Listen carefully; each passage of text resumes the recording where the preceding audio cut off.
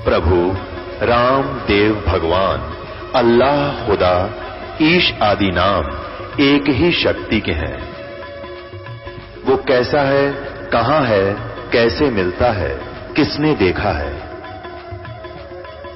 ये प्रश्नवाचक चिन्ह पूर्ण रूप से हटाने के लिए अवश्य सुनिए जगत गुरु तत्वदर्शी संत रामपाल जी महाराज के अमृत वचन, सर्व पवित्र धर्मों के पवित्र शास्त्रों के आधार पर। अब जैसे आपको प्रथम मंत्र दिया जाता है, उसमें 7 मंत्र हैं। उस 7 मंत्रों में से फर्स्ट एंड लास्ट ये तो परमात्मा का है, परम अक्षर ब्रह्म का, और बीच में जो मंत्र हैं वो आपको इन जो यहाँ के मुखिया हैं, प्रधान हैं, इन प्रधानों के 5 प्रधानों के हैं। गुरु ग्रंथ साहिब में भी ये 5 प्रधानों की जानकारी है कि ये 5 प्रधान हैं, इनके 5 शब्द हैं, मंत्र हैं, लेकिन वो गुप्त रखे हुए। तो ये मंत्र दिए जाते हैं, ये इनकी पूजा नहीं है। पूजा तो हमने उस परमात्मा की करनी है जो हमें सर्व सुख देगा, जा जाने के बाद फिर कभी संसार में नहीं आएंगे। हमने वो स्थान प्राप्त करना है, वो मालिक प्राप्त करना है। जैसे कल भी उदाहरण दिया था, जैसे हैंड पंप लगाने का उद्देश्य क्या है? हमारा इष्ट है जल। जल प्राप्त करने के लिए हमने हैंड पंप लगाना पड़ेगा। हैंड पंप हमारा पूज्य नहीं है, वो हमारा इष्ट नहीं है। हमारा जो लक्ष्य है वो जल प्राप्त करना है, वो हमारा इष्ट है। तो उसके लिए जो भी हमने यंत्र यूज करने हैं, प्रयोग करने हैं, वो तो एक मजदूरी साधना, एक प्रोसीजर है, प्रोसेस है उस परमात्मा के पाने का, वो हमारे इष्ट नहीं है। तो इसी प्रकार ये जो मंत्र हम जाप करते हैं, कई तो ये कहते हैं बोली आत्मा कि महाराज जी सत्संग में तो कहते हैं परमात्मा कबीर साहब के अतिरिक्त किसकी भक्ति नहीं करनी चाहिए, किसी की पूजा नहीं करनी चाहिए। और इधर आते हैं तो नाम देते हैं शुरुआत में वही 5 इन्हीं के। तो पुण्यात्मा यहाँ विवेक से काम लेना पड़ेगा, इतना एकदम रिजेक्ट ना करना इस मार्ग को, क्योंकि ये मार्ग आपने कभी सुना न देखा। अब हम यहाँ रह रहे हैं, एक सह परिवार में रह रहे हैं। ये समझो जैसे एक लड़की अपने ससुराल में और ज्वाइंट फैमिली में रह रही है, उसमें जेठ जेठानी है, देवर देवरानी भी है, सास और ससुर ननद भी है। अब वो सबका सत्कार करती है, आदर करती है, और सभी जो काम जैसा उसकी ड्यूटी होती है, प्रत्येक की आज्ञा का पालन करती हुई वो सब कार्य करती है। वो आदर सबका करती है, सत्कार सभी का करती है यथोचित, लेकिन वो पूजा अपने पति की ही करती है। उसकी आस्था अपने पति में ही रहती है। भले ही परिवार में रहते हुए वो ऊपर से ये विशेष दिखावा नहीं करती, लेकिन फिर भी उसके हृदय में जगह जो अपने पति की है, एक पति भर्ता बेटी की, अन्य में नहीं हो सकती।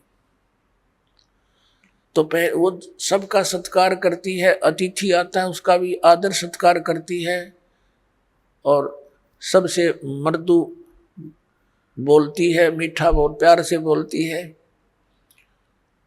और पुण्यात्मा उसकी आस्था अपने पति में ही रहती है। अंडरस्टूड है ये। और जब वो अपने परिवार से अलग होते हैं, वो पति पत्नी, ये तो एक समय आता ही है, सब ने भिन्न भिन्न होना ही है। तो वो जब अलग होते हैं और उसके हिस्से में जो भी आइटम आए हैं बंटवारे में, तो सारे उठा के अपनी चम्मच भी ना छोड़, छोटी सी भी जो उसके हिस्से में आई, और सारे उठा के अपने पति वाले घर में रख लेगी, सारा कति सब उठा ले जाएगी। तो उस समय उसकी कोई लगाव नहीं उन परिवार के अन्य व्यक्तियों से। लेकिन वो अलग बात है, आदरणीय फिर भी है, लेकिन अब पता चला उसका कि इसकी आस्था किसकी थी और पूजा किसकी कर रही थी। तो पुण्यात्माओं, ऐसे हम यहाँ एक ज्वाइंट फैमिली में रह रहे हैं। ये ब्रह्मा विष्णु महेश गणेश दुर्गा जी ये हमसे दूर नहीं है, ये अपने ही भाई बहन है। इन्होंने जन्म जन्मांतर में कोई अच्छे पुण्य करके या पोस्ट प्राप्त कर रखी है। अब इनके साथ हमारे मन में द्वेष आना यह मूर्खता की पहचान ही होगी। ये हमारे मित्र हैं, जैसे हम अन्य भी सबसे प्यार से रहते हैं, तो ऐसा ही ये हमारे एक प्रधान है यहाँ के। इनको कुछ पावर दे रखी है, कंट्रोलिंग पावर है, और ये हमें यहाँ की सारी सुविधा हमारे जो रिटर्न हमारे कर्मों में वो यही प्रदान करते हैं। तो इसलिए इनकी ये पूजा नहीं है, ये ज्वाइंट फैमिली में हम अपनी मजदूरी कर रहे हैं।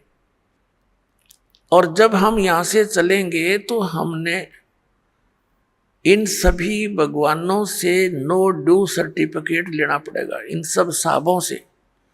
अब भगवान साहब राम इस किसे कहते हैं, थोड़ा सा यहाँ प्रमाण देते हैं।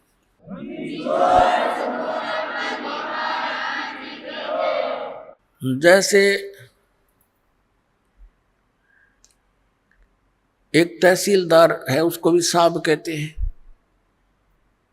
और एसडीएम को भी साहब कहते हैं, और डीसी को भी साहब बोलते हैं, कमिश्नर भी साहब कहलाता है, मंत्री जी को भी साहब कहते हैं, मुख्यमंत्री जी को भी साहब कहते हैं, और प्रधानमंत्री जी को भी साहब कहते हैं, राष्ट्रपति जी को भी साहब कहते हैं।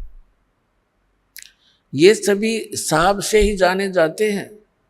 लेकिन इन साहबों की शक्ति में दिन और रात का अंतर होता है। रियल में साहब कौन है? हमारे देश का राष्ट्रपति, वो वास्तव में वो साहब है, यानी सबका मालिक है। तो ऐसे ही ये अन्य जितने भी पद पोस्ट हैं, श्री गणेश जी का, श्री विष्णु जी का, श्री ब्रह्मा जी, श्री शिव जी, दुर्गा जी का, श्री दुर्गा जी देवी का, और ब्रह्म का, ये भी भगवान साहब कहलाते हैं। पर इनकी इस प्रकार इसकी तुलना कर लेना कि ये कितने साहब हैं। श्री ब्रह्मा जी रजोगुण विभाग के मंत्री एक ब्रह्मांड में, श्री विष्णु जी सतोगुण विभाग के मंत्री इस एक ब्रह्मांड में, और 3 लोकों पर इनकी ये सत्ता है, ये विभागीय मंत्री है। और तमोगुण विभाग के भगवान शंकर जी। तो ये तो केवल एक ब्रह्मांड में और 3 लोकों पर मालिक है, वो भी एक विभाग के।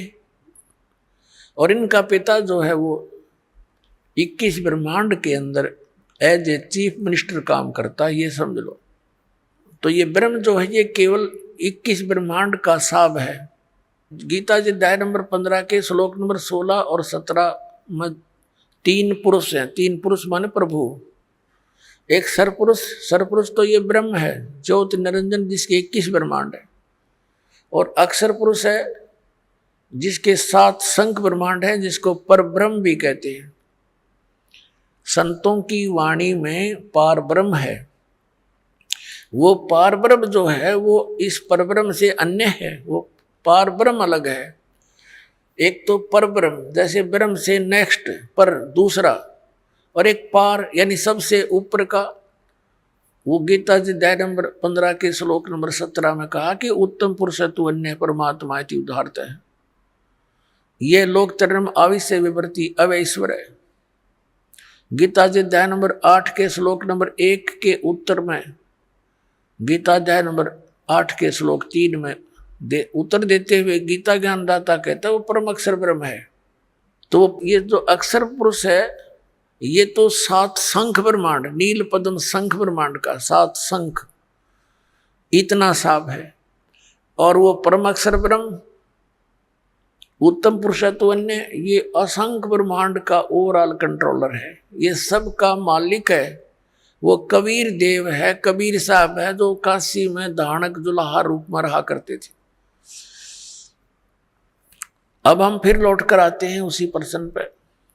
अब धर्मदास जी को परमात्मा ये ज्ञान दे रहे हैं कि भी आपकी श्रीमद् भगवद गीता में, गीता अध्याय नंबर 17 के श्लोक नंबर 23 में परम अक्षर ब्रह्म की वो पूजा साधना करने का उसको पाने का ये मंत्र है, नथिंग एल्स। तो श्रीमद् भगवद गीता जी में ना तो हरे राम हरे कृष्ण राधे राधे श्याम मिलादे, ना सीताराम, और ना ही ओम नमः शिवाय, ना ओम भगवते वासुदेव नमः। ये मंत्र लाए कहाँ से आप? ये मंत्र कहाँ से लाए आप? गीता जी अध्याय नंबर 16 के श्लोक नंबर 23 में आपकी गीता जी में लिखा है कि शास्त्र विधि को त्याग कर जो मनमाना आचरण करते हैं, ना उनकी गति होती है, ना उनको सुख होता है, ना कोई सिद्धि प्राप्त होती है। तो यूजलेस, क्या फायदा डले डोने का। अब धर्मदास जी ने सारा कुछ सुन लिया तो परमात्मा बता रहे हैं कि 8वें अध्याय के 8, 9, 10 में गीता ज्ञानदाता कहता है कि उन श्लोकों में कहा कि उस परमात्मा की भक्ति करेगा उसको प्राप्त होगा। उसका मंत्र बता दिया 17वें अध्याय के 23वें श्लोक में कि ये मंत्र है। इसके अतिरिक्त जो भी आप जाप करते हो, इति निर्देश है, फाइनल फैसला आपकी गीता जी में ओम तत्सत इति निर्देश है। निर्देश है माने डायरेक्शन, बाय ऑर्डर, इसके अतिरिक्त कोई मंत्र नहीं। और तुम कहोगे कि ये पुराणों में लिखा है, फलाना लिखा है, तो पुराण अलग चीज है। पुराण किसी ऋषि और इस ब्रह्मा के सत्र की है, और गीता और वेद जो है ये गॉड गिवन ग्रंथ है, ये परमात्मा का विधान है। और पुराणों के अंदर जो आदेश है किसी अन्य ऋषि और इस ब्रह्मा विष्णु महेश के सत्र का है, ये भगवान नहीं है। ये विधान नहीं बता सकते, परमात्मा का चेंज नहीं कर सकते। बता सकते हैं, अगर वेदों के अनुसार बताते हैं तो कोई दिक्कत नहीं, कोई बताओ, और गीता के अनुसार बताते हैं। जैसे हम वेदों और गीता को छोड़कर पुराणों के आधार से भक्ति करते हैं तो किसी ऋषि के आदेश का पालन कर लिया हमने, और वो आदेश यदि वेद विरुद्ध है तो वो अपराध है। जैसे एक मित्र था किसी व्यक्ति का, दरोगा जी SHO, और उसका कोई पड़ोसी उसने तंग घना करे था। उसने अपने मित्र SHO से कहा कि ऐसे ऐसे एक व्यक्ति मुझे बहुत तंग करता है, कुछ समाधान बता। उसके मित्र SHO ने कहा कि तुम मार लठ उसका, माप देख लो। उसने गढ़ दे। अब उसने आंगा पा गया, आदेश मान लिया उसका, अपने मित्र SHO का, अपने पड़ोसी के साथ झगड़ा कर लिया। झगड़े में उसका कान पर लठ लग गया, मर गया उसका पड़ोसी।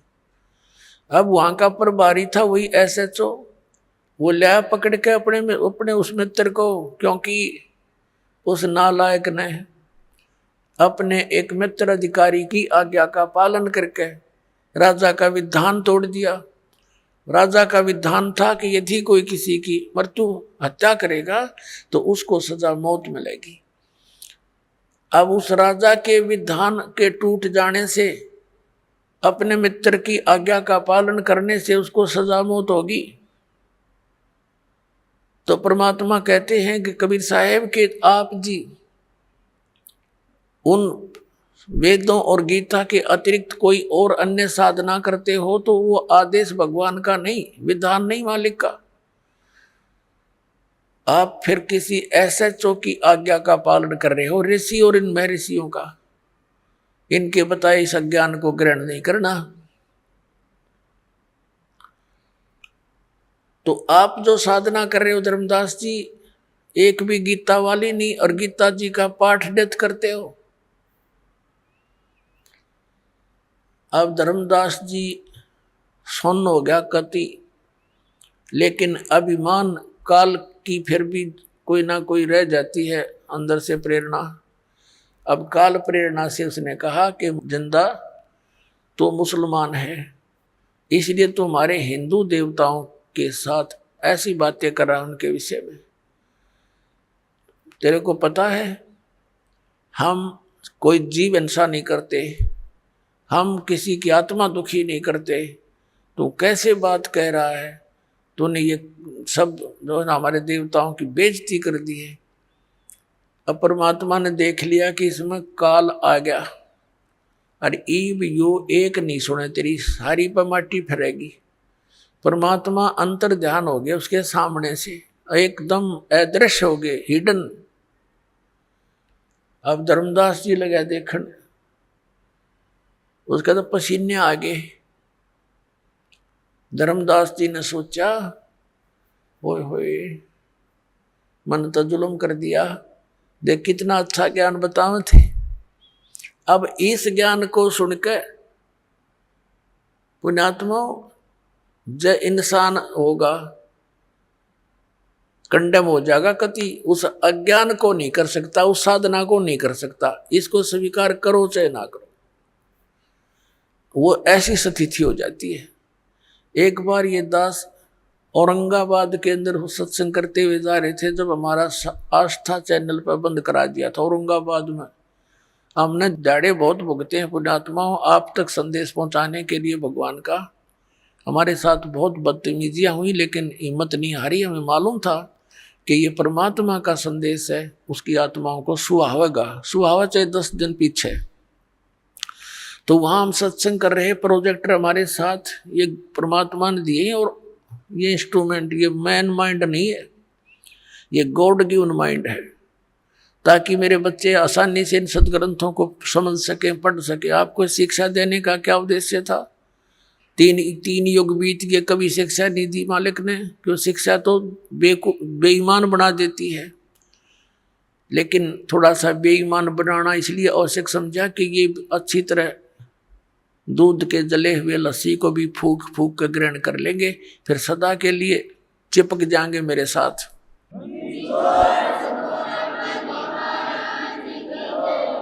हम वहां प्रोजेक्टर पर ये सारा कुछ दिखा रहे थे। अब वो बुद्धिमान लोग निकट सी थोड़े से भगत आया करते, संगत 200 से 400 मुश्किल से आराम से न खूब प्रोजेक्टर पर दिखता था साथ।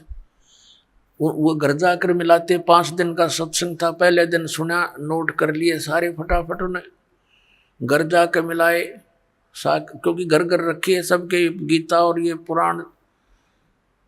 वो तो ठगे से रह गए। अगले दिन आए, फिर उन्होंने सोचा नाम ले लें। नाम लेने के लिए जब सोचा तो उनको नियम बताए। वो कहने लगे शराब तो हम जरूर निकाल लेंगे, अस्थि तो हम अवश्य उठाएंगे। कोई बात हुई है? ये नियम तो हम नहीं पुगा सकते। भाई नियम नहीं पुगा सकते तो हम मंत्र नहीं दे सकते। तो उन्होंने उपदेश नहीं लिया, लेकिन उन्होंने एक से कहा कि अब हम कितने जोगे नहीं छोड़े, अब वो रामकृष्ण की भक्ति कर नहीं सकते, और यह हमने मिली नहीं हमारे साथ बनेगी क्या? तो उनको समझा गया कि अपन दीक्षा लो और भक्ति करो जो करनी है। फिर न बोले फिर देखेंगे, फिर हम आगे वहां से फिर कद देखेंगे। तो पुण्यात्माओं, इस ज्ञान को सुनकर उन्होंने खुद ये कहा कि अब वो भक्ति तो हम कर नहीं सकते, उस योग्य तरह कोई ना इधर के रहे ना उधर के। उनको सिर्फ काल ने तो ये कई गड्ढे खोज रखे हैं, कोई से मतलब फंसेगा यो। और सारी बात मान ली, न बोले श्राद्ध तो निकालने पड़ेंगे अपने पूर्वजों के। अब इतना समय होता नहीं कि सब टॉपिक पर उसको थोड़ी सी देर में समझा दें, तो उसके लिए सारा ज्ञान, ये अध्यात्म ज्ञान आपने समझना पड़ेगा, रहकर सुनना पड़ेगा, तो फिर आप पर बात सेट हो जाएगी। तो कहने का भाव ये है कि इस ज्ञान को सुनकर जरा सी भी बुद्धि रखता होगा और साधना नहीं कर सकता इस पृथ्वी पर। तो फिर क्या हुआ, धर्मदास जी ने अब ना तो वह भक्ति और करी, अपनी जो ले रहा था कागज पत्र सारे धर दिए तय करके। अब बता के करूं, फिर इसका मंत्र गीता में नहीं, आराम इसने रटन लाग रहे। अब श्याम ने सो गया और रोवे अंदर अंदर कि भगवान अब कह जब वो संत साधु फिर आ जावे, हे दाता मैं कति बहस नहीं करूं, विवाद नहीं करूंगा, अब क्या करूं, मैं तो ठगया सा रह गया, मेरा तो सब कुछ लुट गया।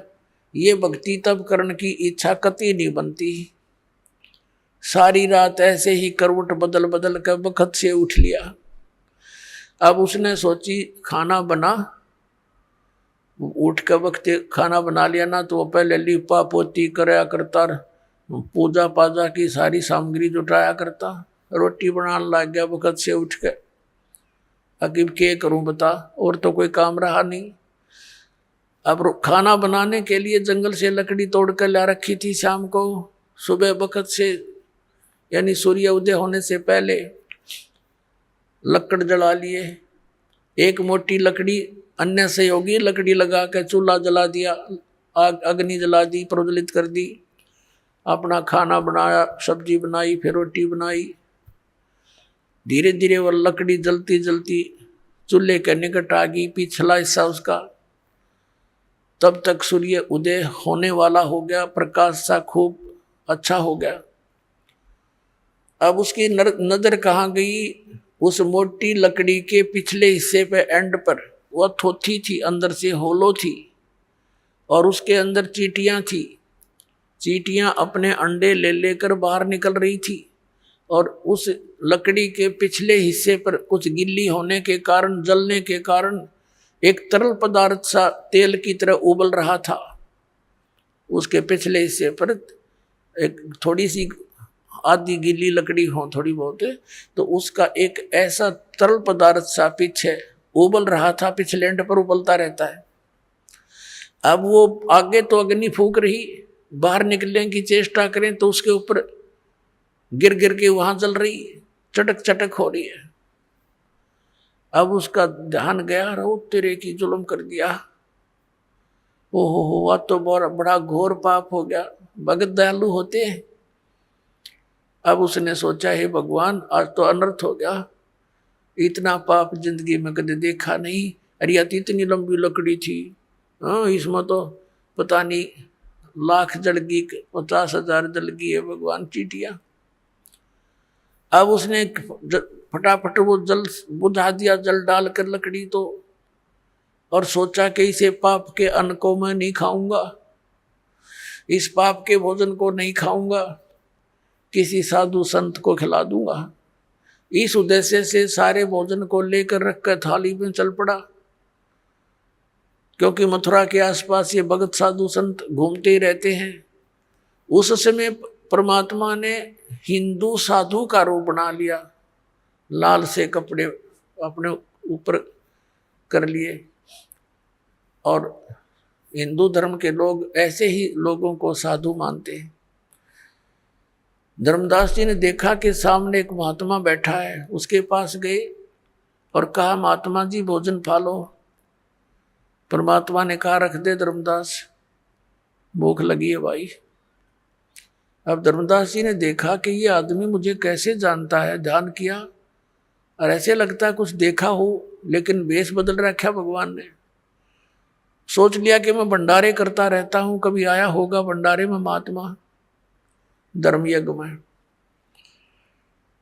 तो कहा महाराज भोजन खा लो। का अच्छा भाई। अब परमात्मा कबीर जी ने क्या किया, लोटे में जल ले रखा था अपने में, उसमें से जल लिया चुलू में, एक मंत्र हा बोला और पूरी बात पर छटक, जितना भी भोजन था सारे पर छिटक दिया, छींटे मार दिए। उसी समय सारे भोजन की चींटी बन गई और सारी थाली काली होगी और चींटियां अंडे मुंह में लेकर के बाहर निकलने का प्रयत्न कर रही हैं, पूरी थाली में घूम रही हैं, भोजन नहीं रहा। तब परमात्मा उसी रूप में आगे, जिस रूप में पहले दिन वार्ता हुई थी, और कहा, रे धर्मदास कल क्या कह रहा था कि तुम कोई जीव हिंसा नहीं करते, तेरे से तो कसाई भी अच्छा, इतनी चींटी पाप का भोजन तो मुझे खिलाने लाया था।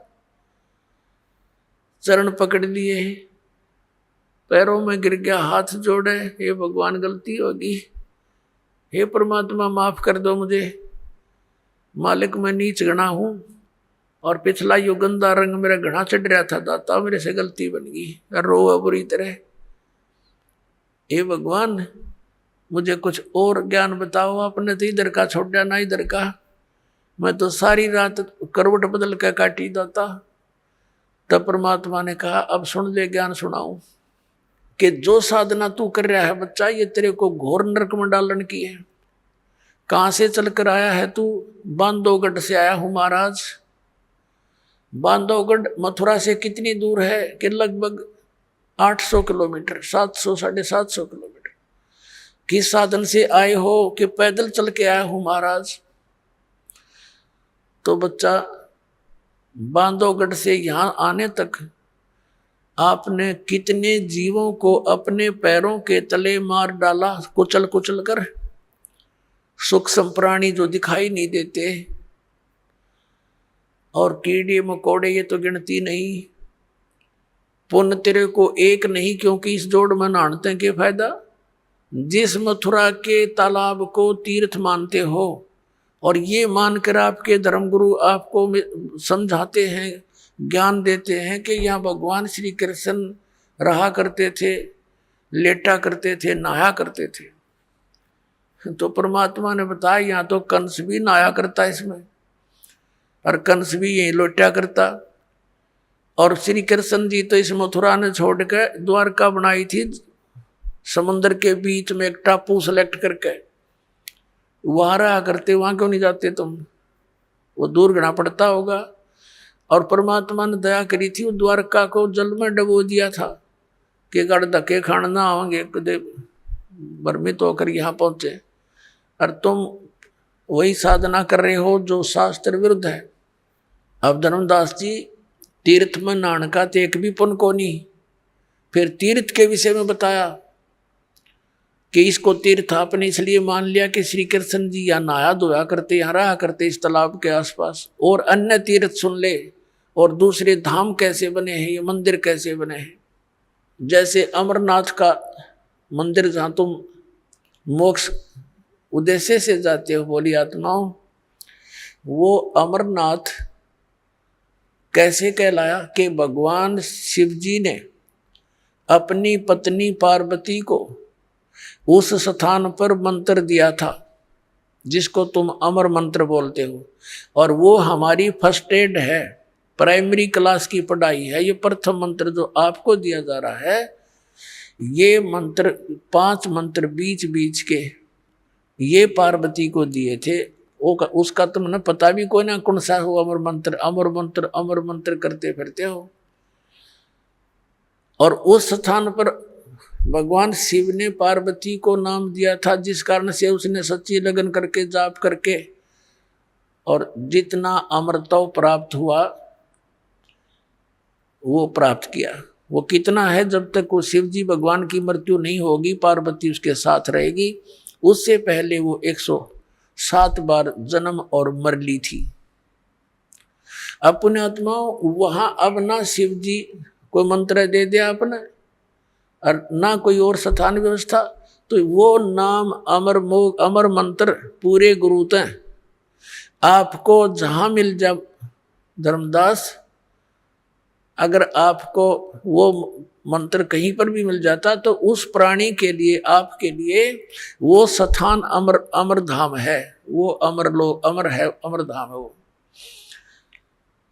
अमरनाथ का स्थान वो है उसके लिए। जैसे ही बाप जी को यहाँ बरवाला आश्रम में मिलता है मंत्रियों, तो आपके लिए तो ये है तीर्थ, ये बरवाला वाला वो तीर्थ है। लेकिन जैसे क्रोथा आश्रम में जिन्होंने मंत्र लिया था तो उनके लिए वो क्रोथा है, वो अमरधाम। लेकिन उस अमरधाम के चाटे वो तो सरकार ने खोज लिया हमारे पे। ये वहाँ कोई माथा टेकन जा भोला भगत बता के क्या मिलेगा, दास तो बैठा है यहाँ पर, तो आपको इस दास के पास आना पड़ेगा। और उस क्रोधाश्रम में कख नहीं।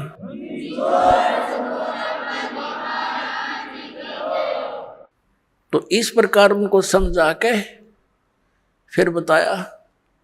धर्मदास जी कहने लगे, महाराज मेरा कति आत्मा गंदे रंग में रंगी हुई थी अज्ञान से, आपने बड़ी दया कर दी, मेरी आंख खोल दी। फिर परमात्मा ने सृष्टि रचना सुनानी शुरू की। अब काल फिर भी अंदर घुसा रहता है। धर्मदास जी ने कहा, महाराज जी एक बात करूं, अकर भाई प्रश्न करूं, एक करो। आप कहते हो कि राम और कृष्ण यानी विष्णु जी कुछ नहीं कर सकते। ये भगवान एक बार मोर ध्वज राजा का पुत्र ताम्रध्वज आरे से चरवा के श्री कृष्ण जी ने और जीवित कर दिया था भगवान ने। बता हम कैसे माने उनमें शक्ति नहीं है। परमात्मा ने कहा मैंने ये नहीं कहा कि इनमें शक्ति नहीं है, पर ये आपको मोक्ष नहीं दे सकते, आपके प्रारब्ध के कर्मों का नाश नहीं कर सकते, आपके आने वाले जो कर्म में कष्ट लिखे हैं, मृत्यु है, उसको टाल नहीं सकते। ये परमात्मा ने कहा कि जैसे मोर ध्वज राजा के पुत्र तामर ध्वज को तो श्री कृष्ण जी ने आरे से चिरवा के मृत्यु होने के बाद उसको जीवित कर दिया, शरीर भी सेट कर दिया, जोड़ दिया ज्यों का त्यों। इतनी पावर तो है इनमें। लेकिन इनका सगा भांजा अभिमन्यु प्रथम दिन युद्ध में मारा गया था, चक्रव्यूह में। सुभद्रा श्री कृष्ण जी की बहन थी, अर्जुन के ब्याही थी, और प्रथम दिन ही अभिमन्यु मर गया था।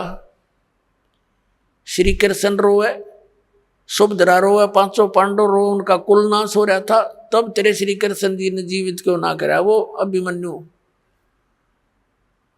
अब धर्मदास फिर सुन हो गया, हे भगवान ये कारण क्या था, हमने तो ये बात कभी ध्यान में ना आई मारा। तो परमात्मा ने कहा बेटा अभिमन्यु की आयु इतनी ही थी, प्रारब्ध इतना ही था, और उस ताम्र ध्वज की आयु शेष थी। वो तो बीच में जाकर वो पंगा लिया था तेरे कृष्ण जी ने, और वो जीवित कर दिया। वो तो जीवित था ही, उसकी तो आयु शेष थी, और इसको जीवित नहीं कर सका क्योंकि उसका आयु शेष नहीं थी। इसलिए ये आपके प्रारब्ध में आपके कर्म के कष्ट को अवॉइड नहीं कर सकते, खत्म नहीं कर सकते। अब कहने का भाव ये है कि परमात्मा ने फिर सृष्टि रचना सुनाई। धर्मदास जी फिर थोड़ा सा कच्चा बोल गया, कहने लगे महाराज जी जैसे सुदामा जी का थोड़े से चावल खा के और एक महल बना दिया था सुंदर। परमात्मा कहने लगे भाई तेरी बुद्धि तो कति गड्ढे में पड़ी है बेटा। अरे के कला तोड़ दिया, एक महल बना दिया था, एक मंत्री बनवा दिया अपने मित्र का, इतना महल था, यहाँ के मंत्री राजा लोग बना दे। इस तो मोक्ष हो गया उसका सुदामा का। ना मोक्ष श्री कृष्ण का, जन्म मृत्यु कृष्ण की मिटे, श्री कृष्ण की मिटे, नहीं ना सुदामा की, उसके पुजारी की। तो पुण्यात्मा धर्मदास जी कुछ कहने लगे महाराज जी आप तो हमारे देवताओं के पीछे पड़ लिए। परमात्मा बोला भाई बाढ़ में जा। मैं उसी टाइम अंतर ध्यान हो गए परमात्मा, और वो लगा रोन बुरी तरह, अरे भगवान गलती होगी, हमारे साथ तो ऐसी बनी हुई है, काल ने इतने रंग दिए, हम कति खराब कर दिए अंदर तक। अब रो रहा है, देख रहा है ऊपर और नीचे, ये भगवान कहाँ गए। अब उसके बाद बरसाने में जाते हैं, ये मथुरा से फिर बरसाने में जाते हैं। बरसाने में ना जाते नहीं होगा, मथुरा गया हुआ यात्रा पूरी नहीं। बरसाने में किस लिए जाते हैं कि राधा बरसाने की लड़की थी और श्री कृष्ण से मिलने आया करती थी। तो उस समय के लोग तो उसको गुंडी बुंडी कहा करते कि गैर पुरुष से मिलने जाती है, या पूरा गांव विरोध करा करता, लेकिन वो नहीं मानी फिर भी। तो अब उस वहां जाके क्या कहते हैं, राधे राधे श्याम मिला दे, राधे राधे श्याम मिला दे। देख किसे डले डुआ रखे, वहां ना राधे और ना श्याम, उड़े टेलीफोन मिलाओ जाके।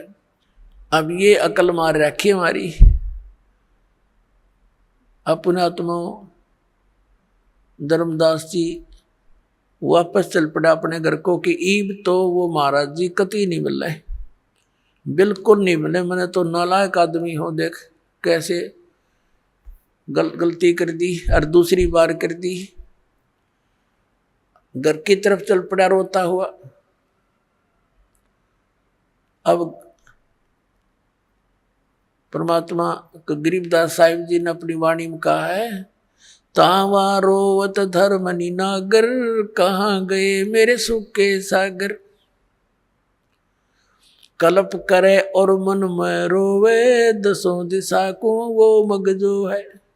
दसों दिशा को ऊपर न देखे, कदे ऊपर न उड़ गए हो, साइड में हो, इधर हो, पीछे हो, कदे नीचे खड़े हो कहीं। कहते हैं कल्प करे और मन में रोवे, दसों दिशा को वो मग जो है। अधिक वियोग हुआ हमसे ती, जैसे निर्धन की लुट जा खेती। बेग मिलो कर हूं अपघाता, मैं ना जीऊं सुनो विधाता। अब रो रहा है क्योंकि मालिक जल्दी दर्शन दे दो, हे विधाता अब मैं जीऊं नहीं गा आपके वियोग में। ऐसा ज्ञान अचंभ सुनाया, ओए होए, ऐसा अचंभित करने वाला ज्ञान आपने मुझे सुनाया।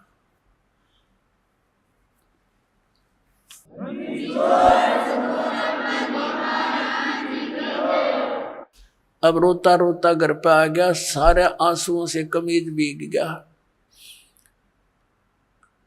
2-3-4 दिन में अपना घर पहुंच गया। उसकी पत्नी ने देखा कि भगत जी ने तो 1 महीने माना था, 2 महीने की यात्रा थी इसकी, 2-3 महीने की, तो सब तीर्थों पे जाना था, वापस कैसे आगे रो बुरी तरह रहे हैं। तब आमनी देवी नाम था उस धर्मदास जी की धर्मपत्नी का।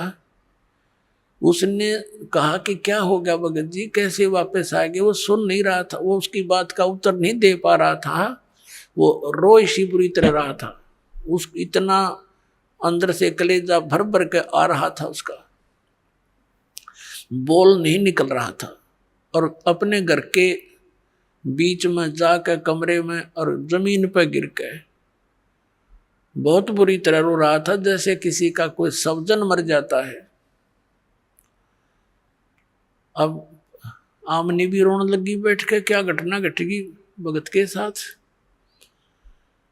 तो उसने सोचा अपनी सोच से, क्योंकि धर्मदास जी था खुले हाथ का, आमनी देवी थी थोड़ी सी कंजूस टाइप की।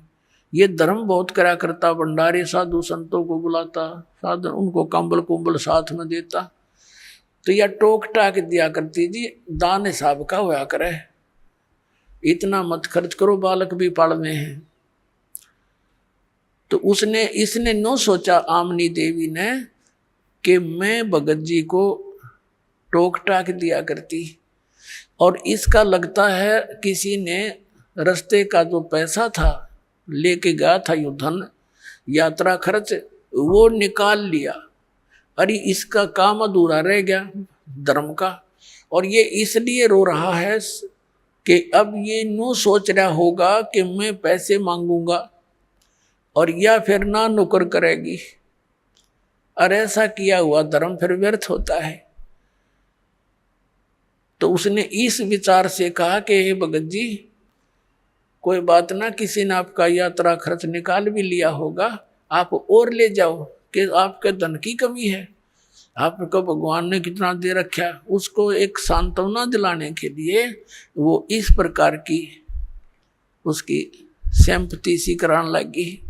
काफी देर रोता रोता जब मन थोड़ा सा ठीक बोलने के हिसाब में हुआ, तब कहने लगा, आमनी देवी, यदि मेरा वो धन निकल जाता तो कोई बड़ी बात नहीं थी, वो और ले जाता मैं, लेकिन मेरा ऐसा धन गया, वो मुझे अब मिले नहीं और मैं जीऊं नहीं।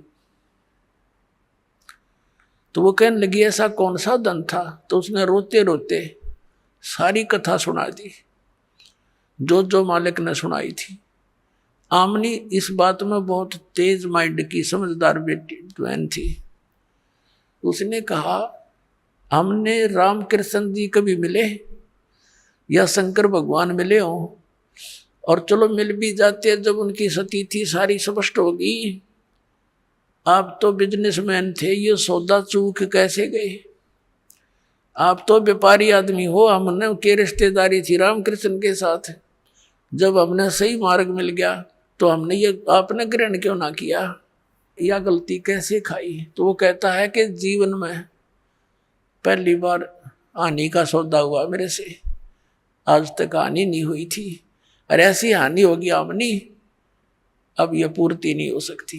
मैं घना नीच हूं, दूसरी बार मैंने ऐसी गलती कर दी, एक बार की तो चल जाती। तो रामनी भी कहने लगी कोई बात ना, हिम्मत सी करो। तो 6 महीने बीत गए ऐसे, रोजाना कोई काम नहीं करे, रोटी एक मुश्किल से खावे और गली में बैठ जावे। नो देखा ऐसा आवे कोई साधु, अब जैसे कोई साधु भक्त दिखाई दे उसके निकट जावे, शायद आ गया हो। जैसे बेलनी ने श्री राम की इंतजार की थी कि दूर तक कोई भी आता दिखा करता, भाग लेती थी, श्री राम आ गए, श्री राम आ गए। ठीक यही दशा धर्मदास जी की हो रही थी। एक दिन उसने सुना कि कोई गांव के बाहर एक जंगल था, छोटा सा वन, उसमें एक महात्मा आया है। गांव के लोग श्रद्धालु बहुत होते थे, सभी जा रहे हैं दर्शनार्थ। धर्मदास जी को पता लगा तो वो भी गया देखने के लिए कि शायद वो महात्मा आगे हों, फिर मुझ पर रहम करके। अब जाके बैठ गया। अब न्यू तो पहचान सकता नहीं, क्योंकि उसी समय भगवान ने दूसरा रूप भी बना लिया था उसके सामने। तो उसने प्रश्न किया कि महाराज जी, ब्रह्मा जी, विष्णु जी, शिव जी के कोई माता पिता हैं? वो लगा कहने, वो जो कैसेट फीड कर रहा था, ये तो अजरो अमर है, सर्वेश्वर है, महेश्वर है, ये मृत्युंजय है, कालज्जय है। लाला जी ने कहे माँ है, रॉन्ग नंबर है। उठ के चल पड़ा, यो नहीं, वो को नहीं, वो महात्मा नहीं है, वो ज्ञान नहीं है इसका। उठ के आ गया वापस। अब इस तरह 6 महीने बीत गए, ना खावे, दुबला पतला हो गया। उसकी पत्नी में परमात्मा ने प्रेरणा करी। उसने देखा कि भगत आप तो मर जाओगे ऐसे ही, और वो मिलेंगे नहीं साधु आपको। एक बात बता, उन्होंने इतनी सी वार्ता की तो कुछ और भी कहा होगा, कुछ मिलने की विधि बताई होगी, संकेत किया करते महात्मा। तो धर्मदास जी को भी परमात्मा ने याद दिला दी। कबीर साहब ने कहा था कि भाई जहाँ भंडारे होते हैं वहाँ मैं पहुँच ही जाता हूँ, जहाँ धर्म होते हैं ना, धर्म यज्ञ, वहाँ मैं अवश्य जाता हूँ। ना यू काल होने दे अच्छे काम ने, आग लगा दे वहाँ पर मेरे बच्चों में, चाहे कैसा ही कर रहा है वहाँ भी मैं ही जाता हूँ। उसको बेचारे में आस्था बनी रहे भक्त भगवान की, इसलिए। तो उसने ये बात बताई आमनी को। आमनी कहने लगी फिर तो बन गई बात, आप भंडारा कर दो, आपका धन बतेरा, परमात्मा ने दया कर रखी, सेठ हो आप तो, और भंडारा कर दो। अब उसने कहा था 1 दिन का, उसने 3 दिन का धरा, क्योंकि खुले हाथ का था कि कदे 1 दिन में ना आवे मात गुरु जी, महात्मा जी। 3 दिन का धर्म भंडारा कर दिया और बहुत दूर तक चिट्ठियां भेज दी। अब साधु संत आए प्रथम दिन, और धर्मदास जी तो अपना वो जैसे सर्प की मणि गुम हो जाती है, वो तो वो ही देखता है। भंडारा खाने वाले खा रहे हैं, खिलाने वाले खिला रहे हैं, और वो यूं देखता जा रहा है। देखा कि नहीं आए, सारा दिन गया।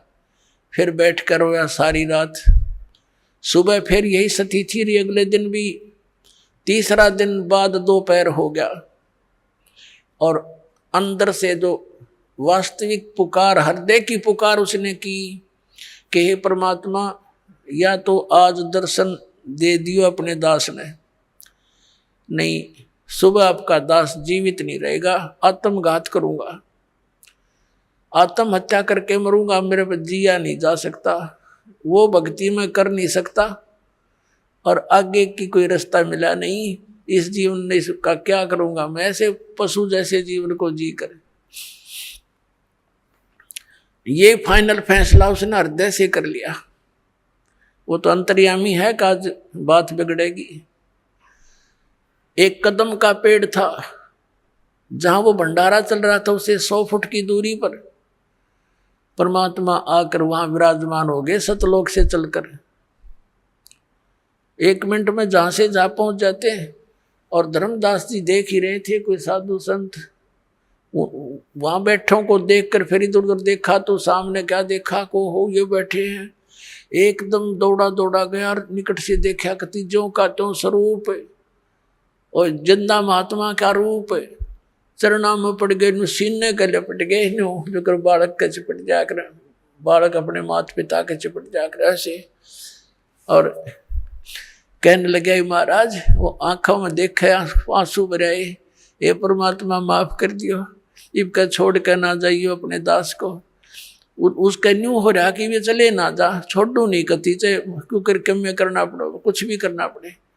तो परमात्मा कहने लगे कोई बात ना बेटा, मैं तेरे लिए आया हूँ, और ऐसे कर इन सबको फारिग कर दे, मेरा भेद ना बताना, जिक्र ना करना। क्योंकि मालिक को पता था जैन मत एक दो सिर फिराई साधु रह गया ना डे, यहाँ इसके साथ मैं बताऊंगा तो ये उल्टे खुटे ठोक के इसने और खराब कर देगा। तो परमात्मा ने कहा इन्हें निकाल फटाफट तुम। और वो हाथ जोड़े, महाराज जाइयो ना, अकना बेटा मेरा वचन है नहीं जाऊंगा। तो उन्हें फटाफट आकर उनको विदा किया, जो देना जाना था वो फारिग करे। और महाराज जी चलो दास की कुटिया है। अब घर ले आए भगवान को।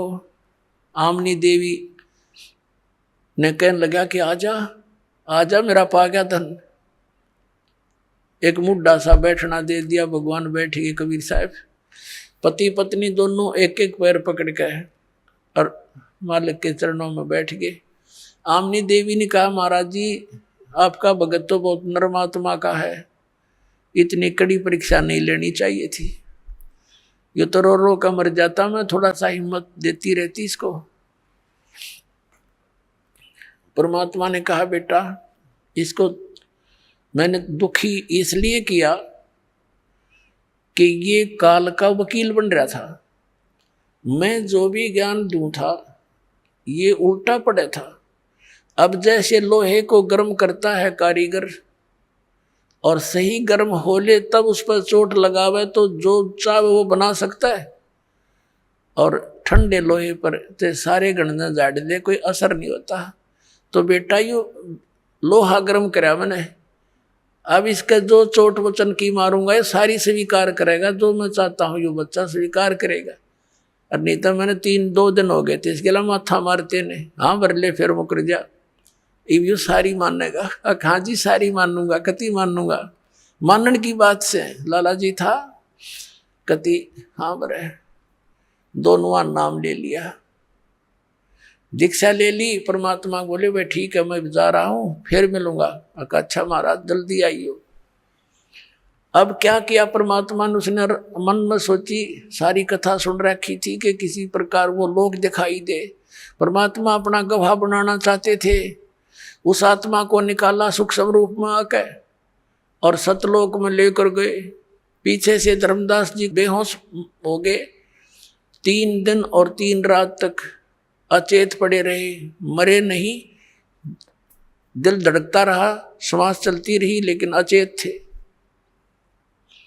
रिश्तेदार इकट्ठे हो गए, आसपास का गांव जितने भी थे सब बहुत गुणे लोग, क्योंकि सेठ था, जंतर मंत्र झाड़े, सब दवाई जड़ी बूटी कर ली, कोई आराम नहीं हुआ। और परमात्मा निकाल कर ले गए सतलोक में। सारी सती थी दिखाई, जैसे परमात्मा ने अन्य आत्माओं को दिखाया था। आदरणीय मलुकदास साहिब जी को, आदरणीय नानक साहिब जी को, आदरणीय दादू साहिब जी को, आदरणीय गरीबदास साहिब गांव छुड़ानी जिला जद्दर वाले को, आदरणीय घीसा दास साहिब जी गांव खेखड़ा जिला मेरठ उत्तर प्रदेश वाले को। ये तो दास के नोटिस में है, बाकी और तो बहुत बड़े पुण्यात्माओं को साथ लेके होंगे।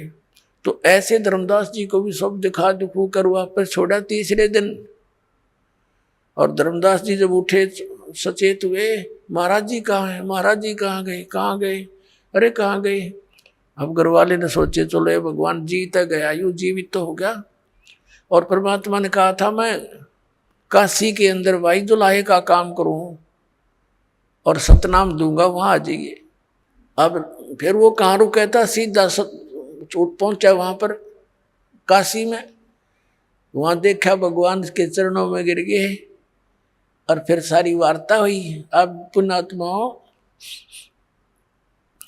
दास ने क्या बताना चाहा था शुरुआत में कि आप जी जो है कितने पुण्यकर्मी प्राणी हो।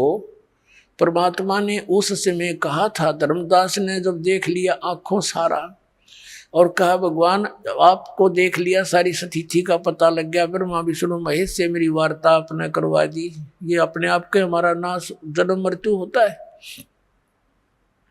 तो इसका मतलब मालिक ये वेद और जितनी भी कुरान पुराण सारी झूठी है।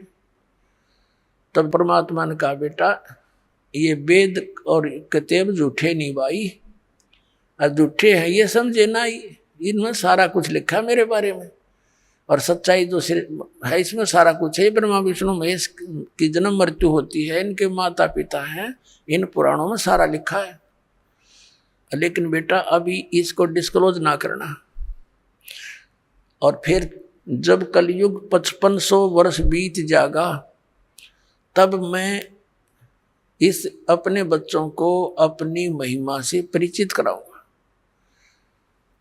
तो धर्मदास ने कहा है भगवान अभी तो कलयुग का अच्छा सा समय है और पिछली पीढ़ी आवेगी, उस समय तो कलयुग में और घने लोग बिगड़ जाएंगे। परमात्मा आज आपकी बात को कोई मानने को तैयार नहीं, उस समय कौन स्वीकार करेगा।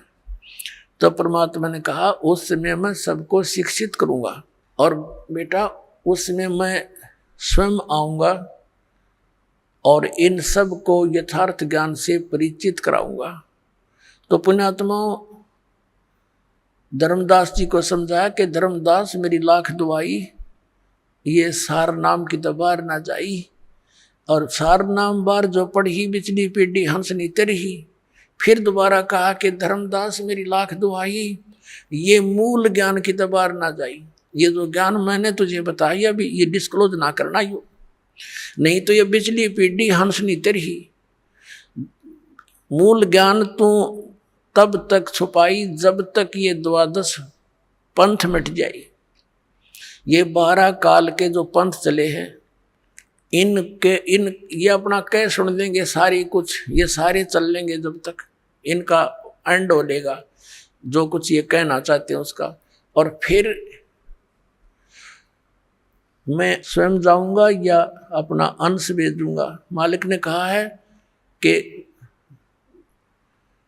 जो गरीबदास जी का 12वां पंथ होगा, ये 12 पंथों में से अंतिम पंथ, तो उसी में आगे चलकर मैं आऊंगा। तो परमात्मा नहीं आए तो दास भेज दिया।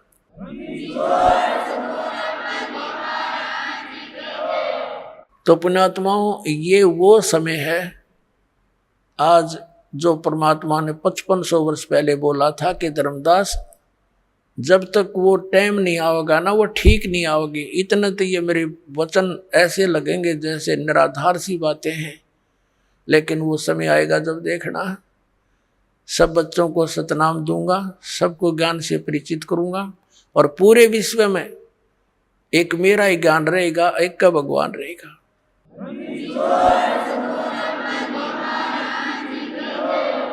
और सबको सतनाम दे करके पार करूंगा, मेरा वायदा है। तो पुण्यात्माओं आज आपका जन्म इस समय में है। आप कितने पुण्यकर्मी प्राणी हैं, कोई लेखनी नहीं, दास के पास कोई शब्द नहीं जो आपकी किस्मत को बता सकूं। धन है आपके माता पिता जिनसे जन्म हुआ। बोलो सतगुरुदेव।